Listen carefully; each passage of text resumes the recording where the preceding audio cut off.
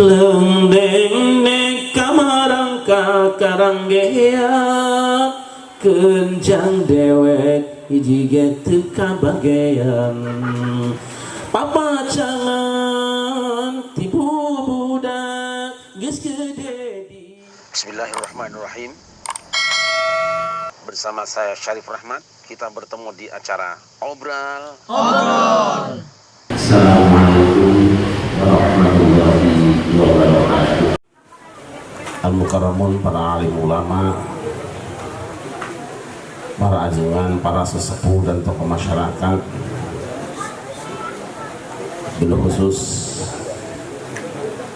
pengasuh pondok pesantren di Ponggolo ya.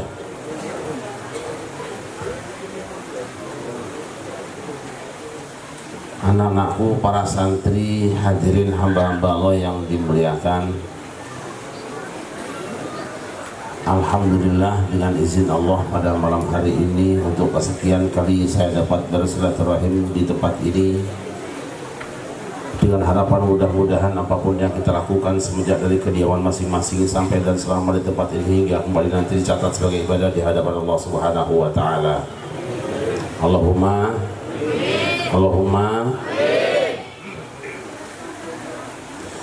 salawat dan salam kita sanjungkan ke hadiban baginda Nabi besar Muhammad sallallahu alaihi wasallam serta segenap keluarga dan sahabatnya, juga tercurah pada kita semua selaku umatnya yang selalu berusaha dan berupaya untuk berjalan sejalan dengan sunnah-sunnahnya. Mudah-mudahan hari kiamat nanti kita semua mendapatkan syafaatnya. Allahumma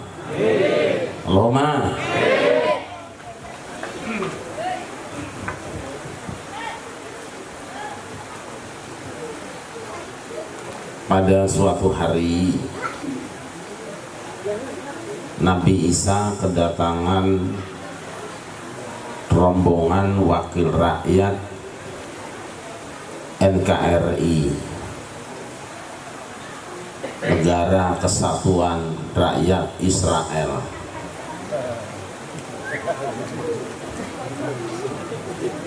Mereka menyampaikan aspirasi yang berkembang di tengah masyarakat. Hal yastati'u rabbuka ayyunazzila alaina ma'idatan minas sama. Duh Kanjeng Nabi Isa menapa saged pangeran panjenengan menika nurunaken toya daharan kagem kula sedaya saking langit sak menika.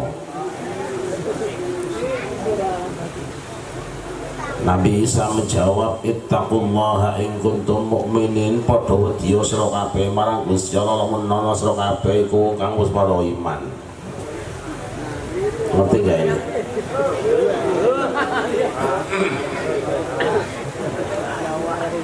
Wahai Nabi Isa, adakah Tuhanmu dapat menurunkan hidangan dari langit untuk kami semua? Nabi Isa menjawab, ittaqullaha in kuntum mu'minin, bertakwalah kamu semua kepada Allah jika kamu orang-orang yang telah beriman.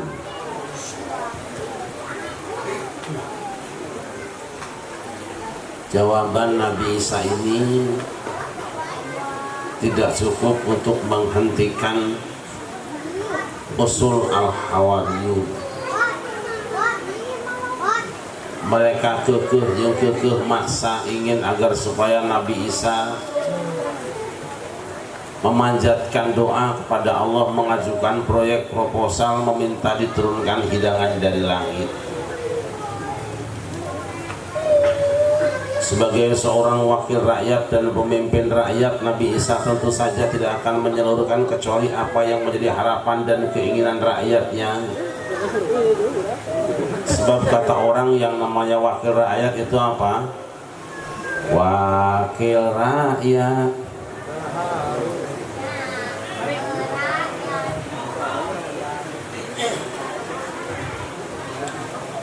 Maka Nabi Isa pun berdoa kepada Allah Subhanahu wa taala sambil berjanji. Kenapa berjanji? Karena Nabi Isa sedang butuh. Sudah biasa dalam kehidupan ini kalau orang sedang butuh suka gampang janji, terutama pada orang yang diyakini bisa mengantarkan kepada kebutuhannya. Dulu pada waktu musim pilihan lurah, para calon lurah datang ke masjid-masjid, ke musola-musola, ke tajuk-tajuk, ke pesantren-pesantren, bertemu dengan kiai ajengan. Calon lurah tadi memberikan sambutan, dan dalam sambutannya tentu saja mereka itu akan berjanji. Betul apa tidak? Dulu para calon lurah waktu datang ketemu dengan rakyat, sambutan janji apa tidak? Janji apa tidak? Setelah terpilih menjadi lurah menepati janji apa tidak?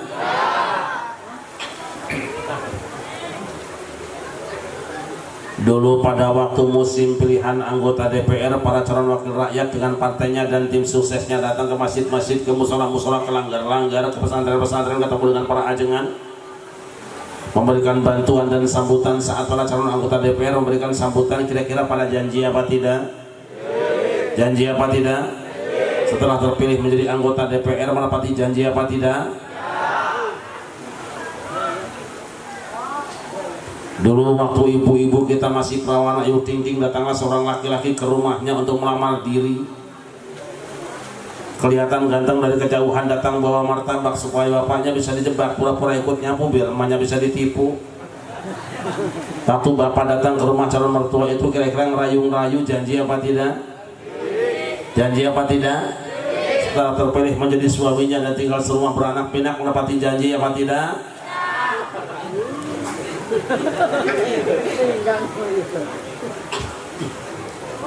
Apa janji Kanjeng Nabi Isa? Allahumma rabbana anzil alaina ma'idatan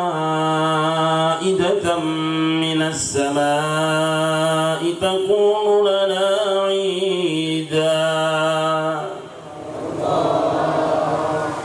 takunu lana 'iidan li awwalina wa akhirina wa ayatan minka warzuqna wa anta khairur raziqin.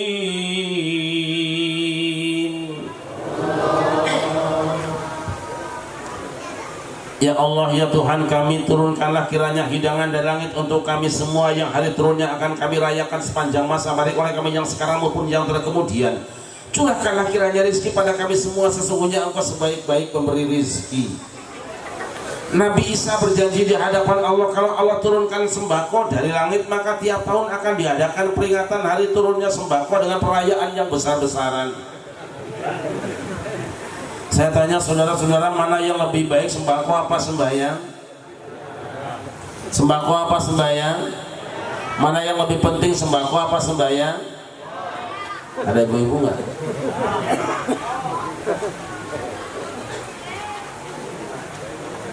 Kalau bapak lambat beli sembako, kira-kira istri marah apa tidak? Tapi kalau bapak kesiangan sembahyang subuh, istri marah apa tidak? Tidak mungkin marah, loh, kesiangannya juga bareng ke panti sore.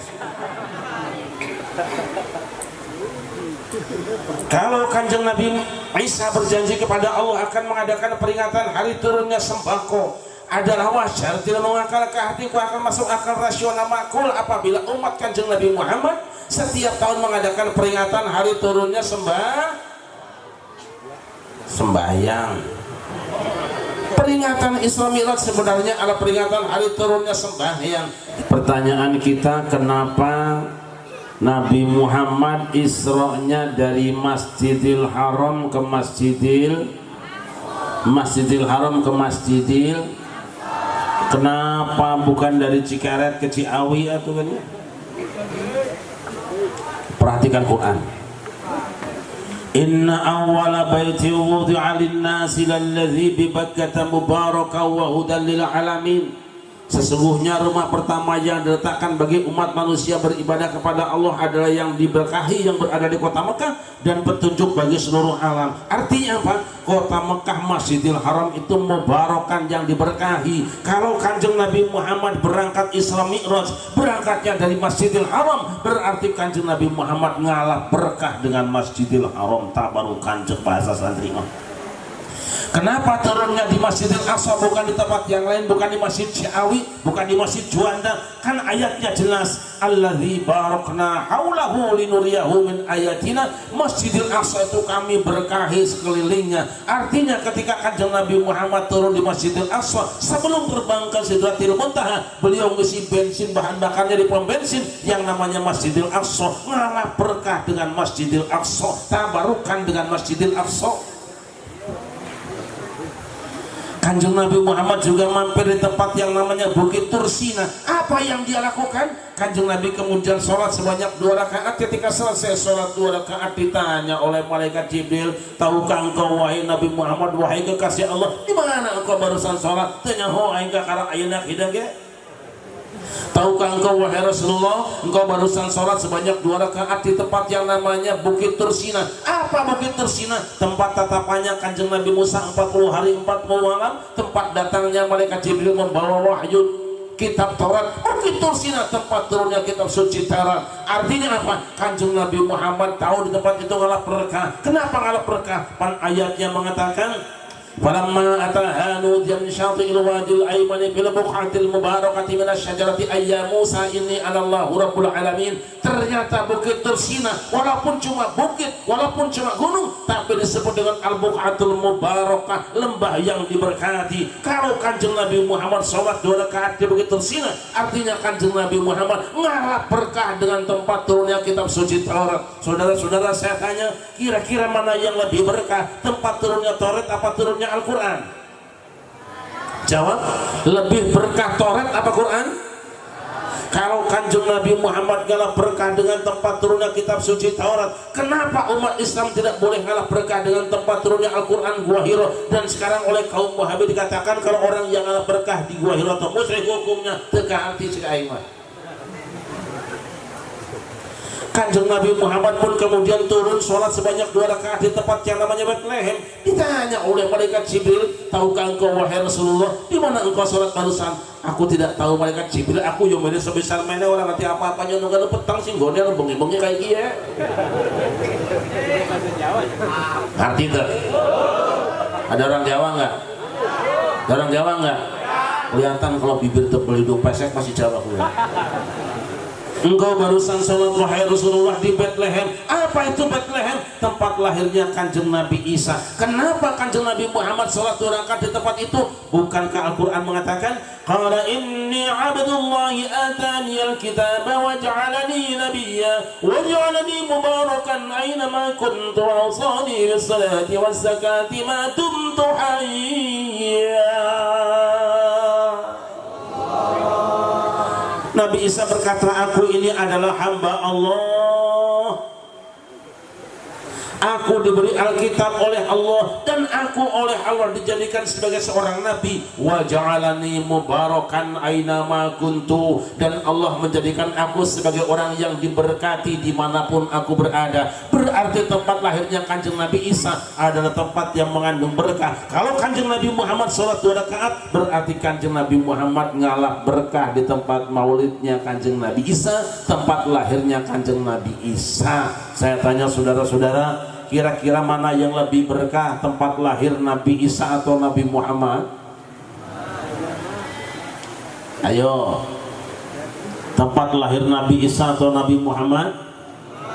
Kalau Kanjeng Nabi Muhammad mencontohkan ngalap berkah dengan tempat lahirnya Kanjeng Nabi Isa, kenapa umat Muhammad tidak boleh ngalap berkah di tempat kelahiran beliau? Tempat lahir Kanjeng Nabi Muhammad dihancurkan, diratakan dengan tanah dan dijadikan tempat perpustakaan yang tidak gampang kita untuk menginjak dan masuk ke dalamnya. Kenapa ini diharamkan? Cek mereka Wahabi macena ngalap berkah dengan tempat lahir Kanjeng Nabi Muhammad teh musyrik liur syaiwa.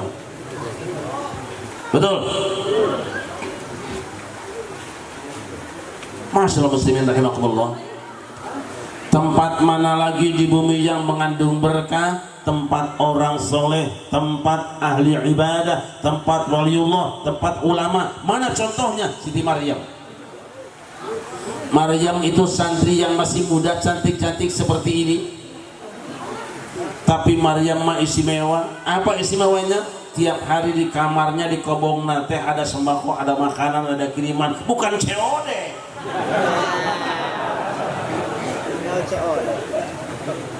كلما دخل عليها زكريا المحراب وجد عندها رزقا قال يا مريم أنى لك هذا قالت هو من عند الله إن الله يرزق من يشاء بغير حساب. Ketika Zakaria sang kiai, sang ajudan, sang nabi, sang guru datang di tempatnya Maryam, dia menyaksikan ada makanan yang telah tersaji dengan sempurna, lengkap dengan lauk pauknya. Zakaria bertanya, "Di mana ieu Maryam?" Menang kiriman teh sasi udin teh murah-murah tetangga warung tah. Bukan, huwa min indillah, ini datangnya dari Allah. Ternyata menurut para mufassirin, hidangan yang diambil, yang dinikmati oleh Maryam selama masa teh hidangan dari surga. Aya gitu tuh.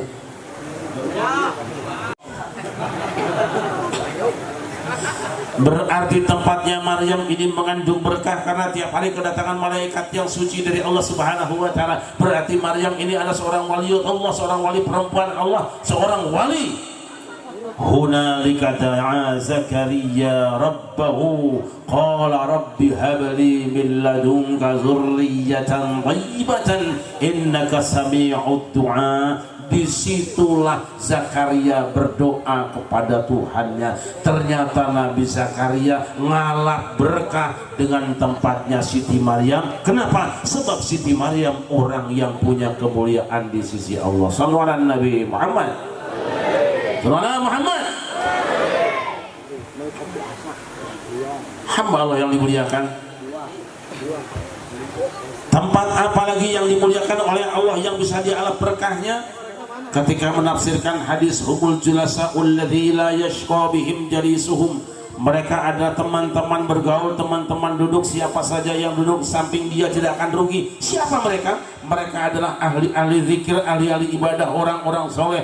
Menurut Al-Imam Ibnu Jazari dalam kitabnya Hisnul Hasin, menurut Al-Imam Asy-Syaukani dalam kitabnya Tuhfatul Dzakirin, hadis ini menjadi dalil bahwa di antara tempat yang mengandung barokah, yang mustajab kita berdoa kepada Allah adalah kuburul anbiya was solihin, kuburannya para nabi dan orang-orang soleh. Berarti sudah benar yang dikerjakan orang NU. Selama ini mereka berziarah kubur, berdoa di kuburan ulama, bertawasul dengan orang-orang soleh di kuburannya. Berarti benar orang NU, benar orang NU, yang salah ente. Pernah sekali waktu terjadi kemarau panjang di Samarkand.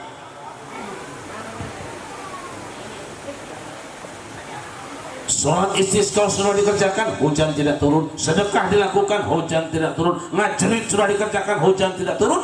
Seorang soleh mengusulkan kepada Al-Qadhi, Tuan Hakim Agung, Tuan, kami mengusulkan, bagaimana kalau kita ziarah kubur ke makamnya Imam Bukhari di Khartang, kita berdoa kepada Allah di tempat itu, siapa tahu hujan diturunkan. Berangkatlah umat Islam dari Samarkand ke Khartang. Mereka kumpul di samping kuburan Imam Al-Bukhari rahimahullah, berdoa kepada Allah, bukan minta pada Imam Bukhari, minta pada Allah, tapi ngalap berkah Imam Bukhari, mohon kepada Allah agar segera turun hujan. Belum mereka pulang ke rumah, hujan sudah turun. Ini berkahnya Imam Bukhari.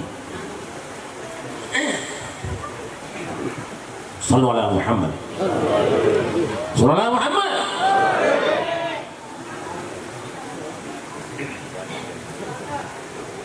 Beruntunglah di Indonesia, umat Islam Indonesia, Ahlus Sunnah wal Jamaah. Mereka mencintai para ulama, kuburannya dipertahankan sampai hari ini. Wali Songo kuburannya masih ada sampai hari ini. Habaib kuburannya masih ada sampai hari ini. Para ulama, para kiai ajengan sampai sekarang kuburannya masih ada. Untuk apa? Ngalap berkah untuk kita semua. Salah satunya adalah Pangeran Junaid. Ini orang soleh, ini orang baik, ini mujahid karena Allah. Maka kuburannya layak diziarahi dan patut kita berdoa kepada Allah dengan ngalap berkah di samping kuburannya.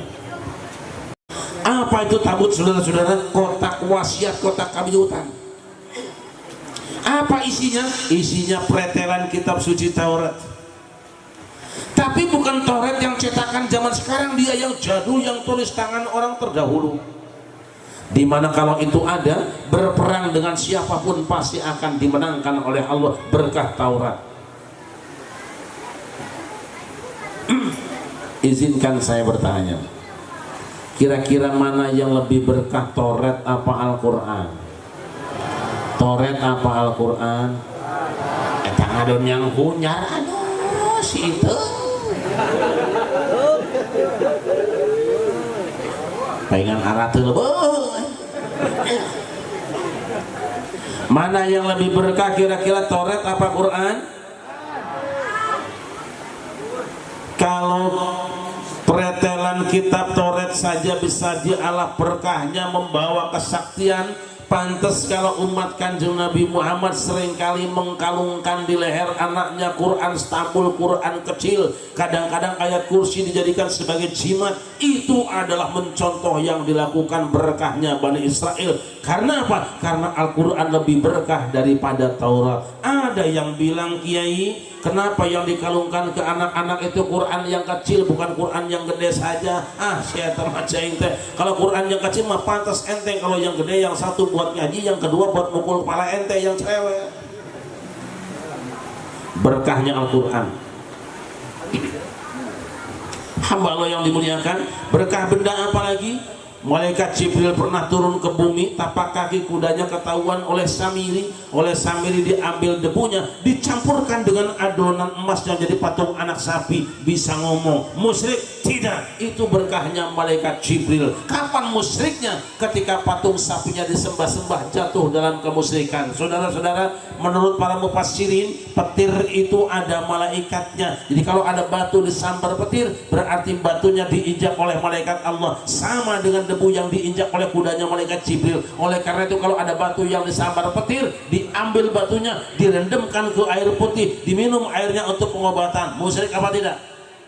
Tidak musyrik. Itu berkahnya bekas tapak malaikat Jibril, tapak kaki malaikat yang mengandung berkah. Cuma bedanya kalau dulu yang ambil tapak malaikat itu namanya Samiri, kalau di Indonesia yang ambil batu namanya Ponari. Saudara-saudara, makanya saya kaget ketika Majelis Ulama Jawa Timur memfatwakan bahwa itu musyrik dan haram, padahal itu berkah dari petir yang di dalamnya ada malaikatnya. Kita lupa dengan tafsir jalan lain karena terlalu banyak membaca tafsir jalan lain.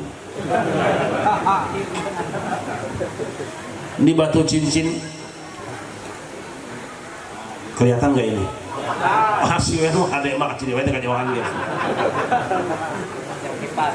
Batu cincin ini asalnya adalah batu biasa, ada yang asalnya tanah, ada yang asalnya air, ada yang asalnya pasir, disiram oleh gunung yang sangat panas, disiram kemudian berubah warnanya, ada yang hijau, ada yang merah, ada yang hitam, ada yang putih, ada yang kuning, lain sebagainya, tergantung dari berapa panasnya. Tersimpanlah energi lahar yang sangat panas, menyimpan satu guna untuk umat manusia.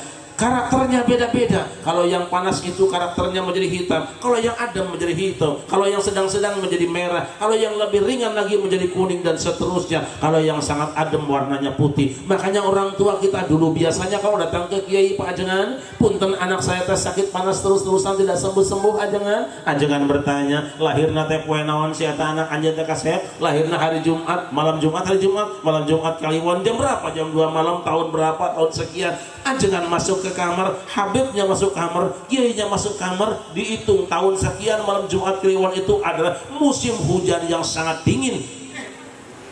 Berarti anaknya lahir ke dunia disambut oleh udara yang sangat dingin. Terbentuklah badannya dengan sifatnya burudah, karakteristik dingin. Karena punya karakteristik dingin, kalau dia sakit perlu dinaikkan dengan karakter yang panas. Ambilkan batu kucumbung nu hideung tak pakai ke si Asep cager.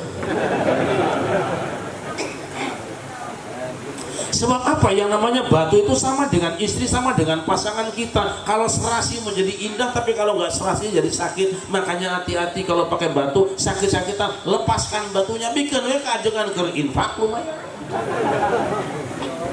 Kenapa kaum laki-laki tidak boleh menggunakan emas dan sutra? Karena emas dan sutra ketika bersentuhan dengan tubuh laki-laki tidak akan senyawa dan akan membahayakan. Laki-laki yang pakai celana sutra, dia akan cepat lemah tubuhnya. Hebatnya Islam, muasa panon-panon Islam, muasa mata-mata Islam. Makanya jangan suka menyalah-nyalahkan para kiai, para ulama, para habaib kalau nggak punya ilmunya. Lamun anjeun buta heurap, batu heurap cicing. Tahu batu heurap, buta huruf? Ini boleh kena cicing, itu menang lauk kan dilempar-lempar ke nungkul batu heurap. Batu mah pepohonan juga ada, dedaunan juga obat, akar-akaran juga obat, kayu juga obat, bunga juga obat, buah juga obat, getah juga obat. Jangan salahkan, bukan nyembah kayu, bukan nyembah daun, bukan nyembah batang, bukan nyembah kulit, bukan nyembah buah, nyembah maka Allah. Karena eta mah aya berkah diturunkeun ku Allah karena pepohonan kitu. Jelas apa tidak? Jelas apa tidak? Gitu aja kok.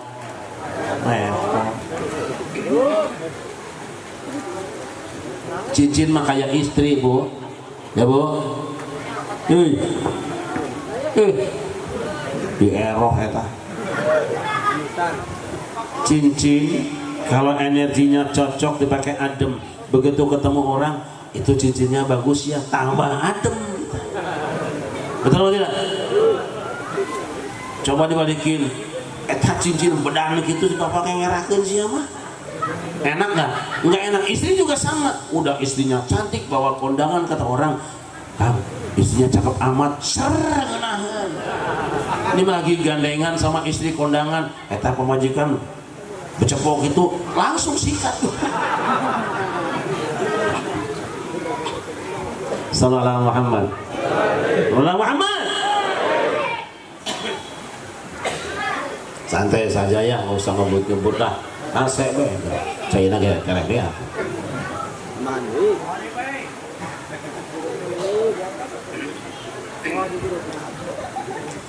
Jadi biasakan kita ngalap berkah. Yang bingung umat Islam sekarang, ada yang pakai batu cincin, musyrik, pakai akar bahar, musyrik, kongkorong tasbih, musyrik. Akhirnya batu-batu di Indonesia diangkut ke Korea, dibawa oleh Korea, pulang dalam baju tasbih dan kalung azikro, dijual 2 juta. Satu orang belinya 2 juta perak, satu biji. Allah nu ngomong musyrik, batu nu urang-urang kene.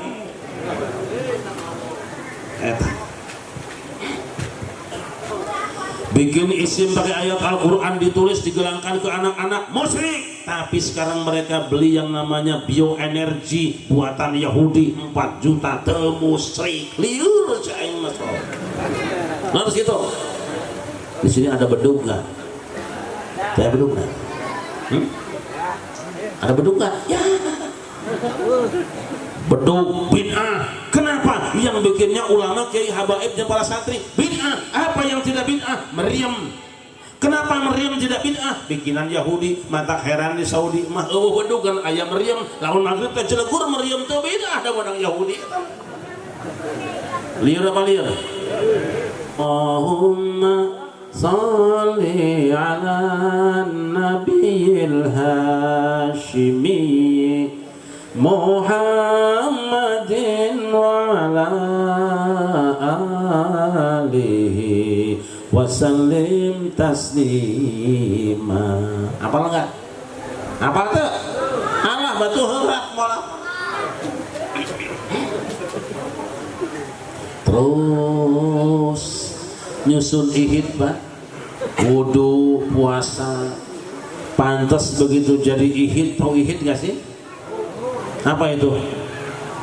Kipas. Ampuh Sakti Mandraguna. Dulu ada cerita kakak beradik main ke hutan, tahu-tahu adiknya dipatok orai, pingsan. Kakaknya lari ke rumah, diambil ihidna. Geber-geber ihid aing tikaruhun warisan ti nini aki kitu cek lancek nabari terus sasambat dadak sakala adina waluya tayaku ciwana hikmahihid kabuyutan. Apa tuh neng? Ah, batu herap. Saking ampuhnya orang dulu karena rajin baca Al-Quran, rajin zikir, rajin wirid. Saciduh metu saucap. Saciduh metu saucap. Dulu mah orang tua kita masuk ke hutan teh damai jeung macan teh urang mah. Begitu masuk hutan bersenandung karena tukang wirid ya. Saciduh metu saucapnya ta. Kleng deng deng Ya, Klendeng nek buah kopi ken anu dewek ulah pati apa lu bahasanya mah Klendeng nek kamarang kakarang gea kenjang dewek hiji ge teu kabagean papacangan tibu budak geus gede di apa tuh tilil cincang keling santri aing apa lu gitu eta ijazah ti jurig mana eta tong tolang nangka eta apa lu teh mirip jurig begitu kita baca Klendeng nek buah kopi raranggeya ken anu dewek ulah pati diheureyan itu macan datang sre tepak hareupeun hoyong naon macan teu hayang naon abdi mah hayang legleg sia we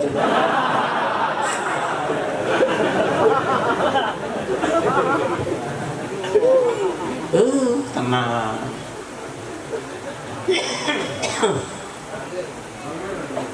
dah. Jadi biasakan kita kalau punya tujuan apa-apa ziarah kuburan orang soleh malah berkah. Ini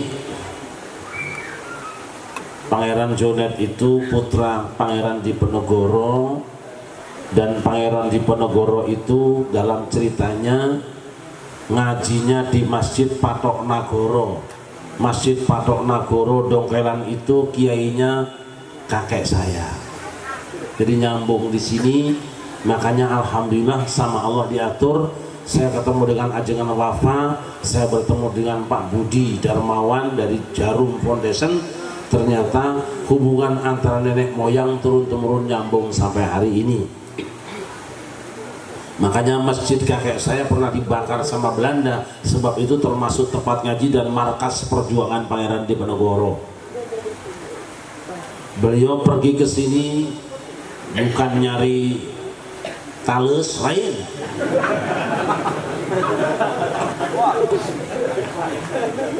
Beliau datang ke sini bukan nyari apa lagi?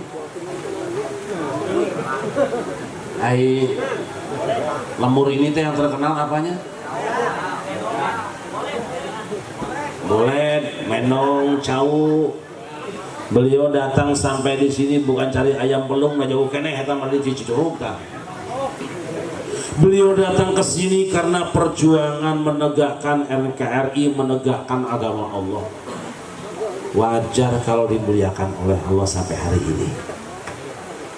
Yuk kita khususkan buat beliau. Al-Fatihah.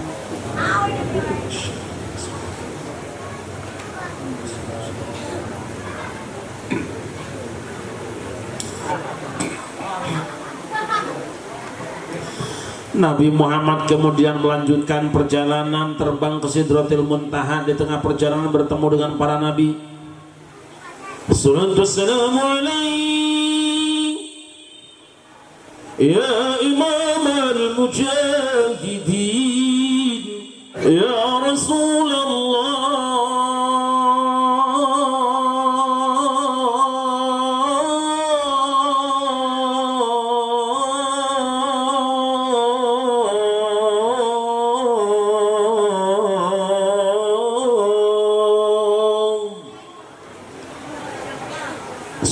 Assalamu alaikum ya man asra bikal muhaimin laylan nilta wal anamun niyam wa taqaddamta lis-salati fa shalla kullu man bis-samaa'i wa anta al-imam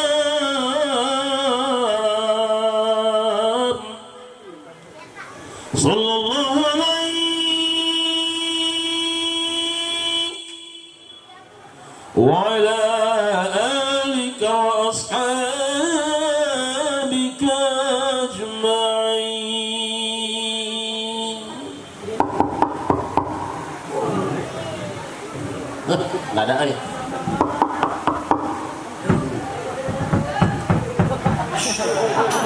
Nah, ini budak bengal ya budak.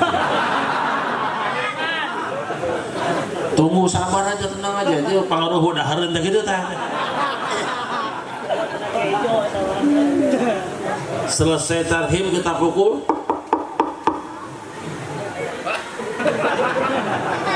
Tes deh.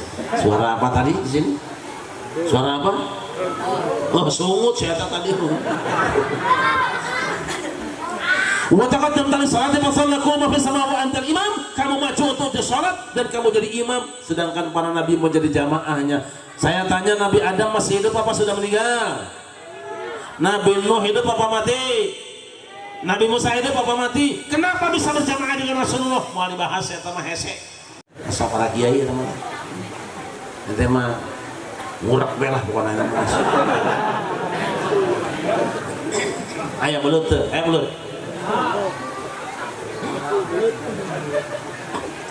Rasulullah kemudian melanjutkan perjalanan sampai Sidratil Muntaha, dapat instruksi dari Allah, dapat oleh-oleh karena lagi jalan-jalan menampai oleh-oleh mah untung bae silaturahim mampir deui ka Akina. Mampir di tempat Kanjeng Nabi Musa, tempat seniorna veteran Nabi yang sudah lama. Kata Kanjeng Nabi Musa, cumunang naon anjeun, saya dapat sholat 50 waktu. Moal kuatir umat anjeun balik deui sia kali itu. Balangsa sia boro-boro umat anjeun, umat aing ge nu can aya televisi jalan handphone teu kuatir. Pulang lagi minta diskon. Turun lagi ditanya sama Kanjeng Nabi Musa, kumaha cu, dapat diskon lumayan sama Halimah. Alah moal kuatir umat anjeun tak kira haki atau 45 kali sholat sapoe. Balik lagi, korting akhirnya tinggal 5 waktu. Kenapa ini dilakukan Rasulullah? Satu, Rasul walaupun dia asyraful anbiya wal mursalin, ngahargaan pengalaman kolor gitu tak santri ya diisi paralinter ke anjeun sing hargaan ka sepuh mah da kolot mah masing ge bodoh dah heuh yang penting mah kolot ya kitu nama. Ayo orang tua mah teu sakola ka tempona mah bodoh padahal mah blokon pisan. Heuh buga da harga kulub ikat cenah. Tapi orang tua punya pengalaman yang sangat banyak, pengalaman dahulu yang paling berharga. Jangan sampai kesalahan yang pernah dilakukan orang tua dan membuahkan penyesalan engkau kembali melakukannya. Didengerin sama Kanjeng Nabi Muhammad, daya teh kolot nasihat. Yang kedua, artinya apa? Kanjeng Nabi Muhammad mah deudeuh ka umatna, nyaah ka urang sadayana. Sallallahu Nabi Muhammad. Saya tidak membayangkan kalau sholat 50 waktu berarti setengah jam sekali sholat, 20 menit sekali sholat. Lagi goreng tempe can asat, kudu sholat balik ke tutung.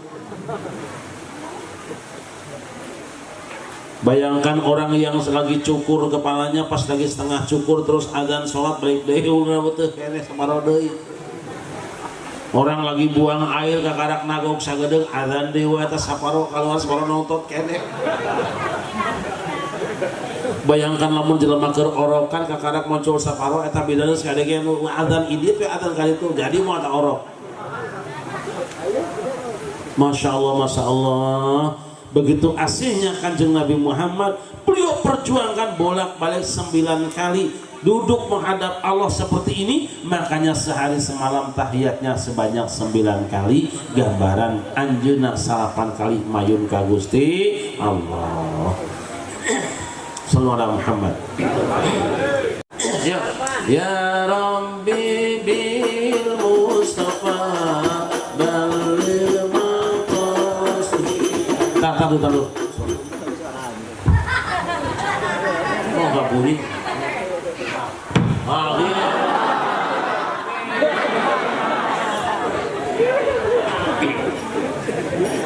Sungguh membuat maluku. Ya Rabbi bil Mustafa balil maqasidana. Ya Rabbi bil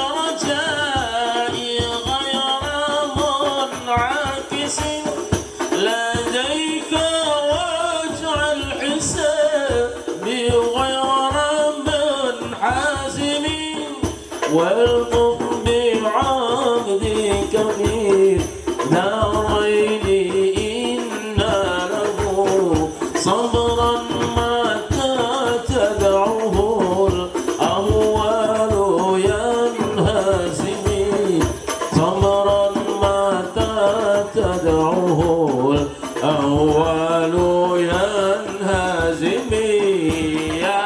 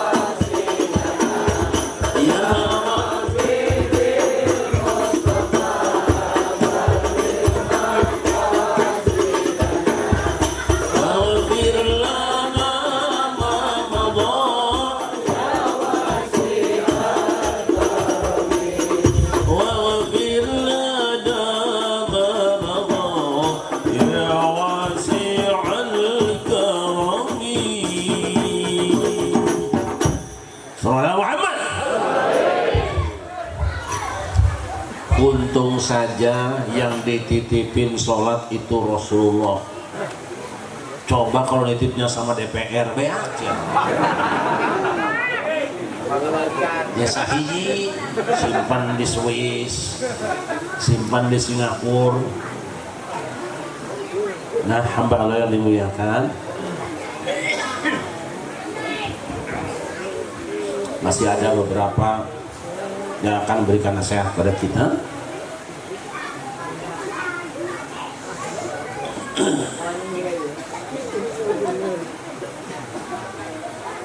Sholat sudah diturunkan, sholat sudah diwajibkan, tinggal prak kita kerjakan.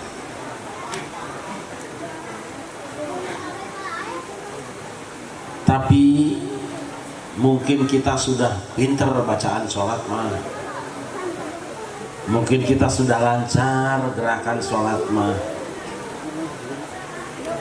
barangkali masih tersisa satu, bagaimana supaya sholat itu menjadi kenikmatan, tidak menjadi beban.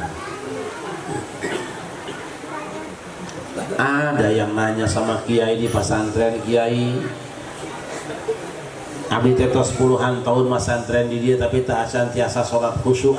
Babari kasep sholat khusyuk mah babari dah. Kayak gitu kumaha maneh balak sholat teh kiai. Segala rupi aya dengan hoyong khusyuk abdi teh hayang khusyuk sok nyokot cai sagala silpinu. Dan nu aya geus beak teh heran we. Yo sil akuakeun wae teh erang panitia. Sang santri ngambil air bening penuh 1 gelas kemudian menghadap kiai kada kumaha abdi kiai ke heula panggil batur anjeun si otong cenah ka dieu tah. Geus si Abdul ambil kudaku yang paling bagus, kamu nanti naik kuda dengan si otong pecut sampai jauh pulang ke sini, kalau air yang di gelas masih utuh kamu bisa sholat khusyuk. Aduh, ayo nggak siksa cuma yuk. Udah terus kiai. Sok naik bismillah dibonceng di belakang pecut juga lari pulang menghadap kiai air weteuh keneh. Alhamdulillah Pak Kiai mama air teh weteuh keneh. Ieu lain menang nipu eta di jalan tadi jika eta teh orang di janu. Proyek mangkrak teh henteu. Lain menang mentang ngetokan di perusahaan cai sanes daripada lurah jujur. Sok jangan kasih da anjeun teh geus bisa mawa cair bika sakieu teuhna salat geura sing khusyuk elang ngeunah geura salat teh segera. Kiai langsung wudu eta si santri kemudian salat. Begitu salat teh beuki balak bae salatna. Nah, jadi kieu kumaha kitu salat lagi kiai punten kiai beuki balak kieu. Ke kumaha anjeunna tuh kasih. Yeuh, abah rek nanya ka anjeun, mama rek nanya ka anjeun. Basa tadi anjeun naik kuda ka ditu ngaliwatan walungan, teu aya ini anu keur marandi di dinya sabaraha urang, teu katinggal mama. Nah teu katempo da di makanan cai we nya teh. Begitu anjeun mentas walungan di ditu aya munding keur marodol tah aya sabaraha ekor nya munding teu katerangan ari kieu teh. Pan aya munding duh ka teu terang abdi mah. Kunaon tuh? Kana cai abdi mah.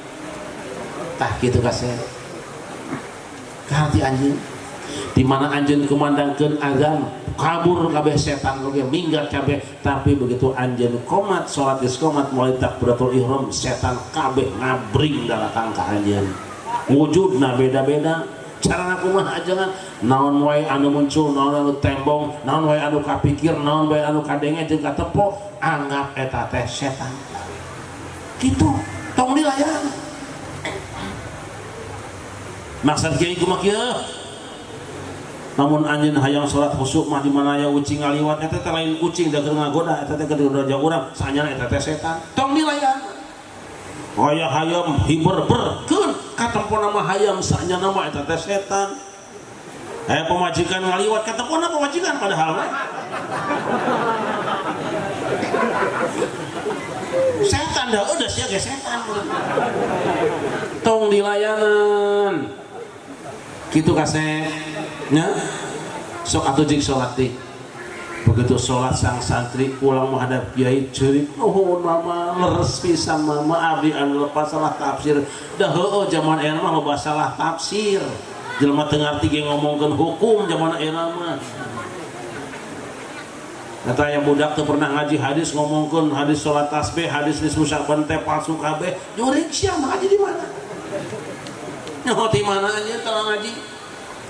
Tah para warga sadayana ini nanti sholat yang sudah kita lakukan dengan khusyuk tinggal buahnya keluar perubahan perilaku menjadi lebih baik kita menjadi berakhlakul karimah tawadhu jeung afada tadarruh di hadapan Allah Subhanahu wa taala.